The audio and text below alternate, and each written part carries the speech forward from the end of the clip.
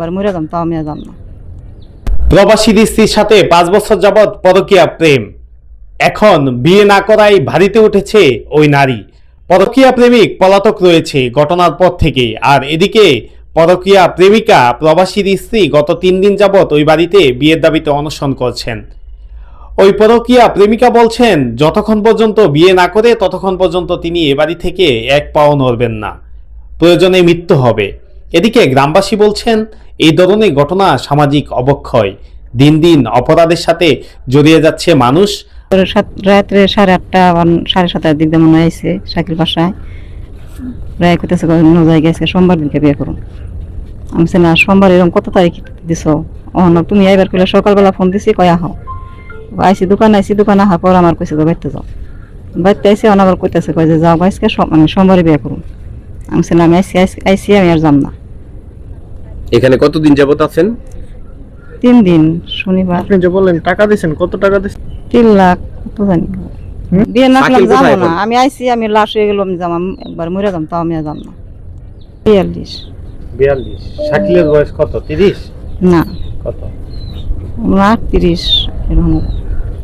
শাকিল আপনার ছোট, এই তো বয়স। আমার নাম ফরিদে। শাকিলের সম্পর্ক আমার 5 বছর।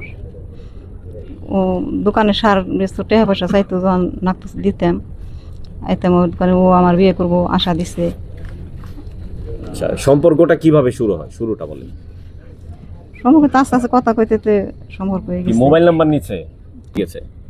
কইছে ওই জায়গায় ভালো পার্ক আছে, তোমার ঘুরতে নিয়ে যাবো। পরে গেছি ওই জায়গায়, পরে তাও যাইবার চাইতাম না, বিশ্বাস করি না, না উনি যাম না ঘুরবার। পরে কয় না বিয়ে করবো, বিশ্বাস হয় না, বিয়ে বহম না, কয় না বিয়ে করবো। আমি বিশ্বাস হয় না, পর নাগপুর পড়াইছে, ওই জায়গায় নিয়ে হোটেল ভাড়া করছে 5,000 টাকা দিয়ে। ভালোবাসি, আমি ভালোবাসি, দুজন ঘুরতে নিয়ে গেছে ওই জায়গায় ভালো পার্ক আছে না, ঘুরে আহি। খারাপ কিছু তো হয়েছে, এটা তো অনেক খারাপ হয়েছে। এই বিষয়টা সামাজিকভাবে যুব সমাজের ধ্বংস করতেছে।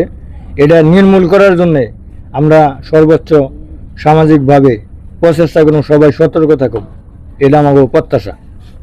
কিছু জানি না, আমরা পরবর্তী এই যে শনিবার দিন সন্ধ্যায় শুনছি যে ওই বাড়িতে আসছে মেয়েটা, তাছাড়া কোনো কিছু জানি না।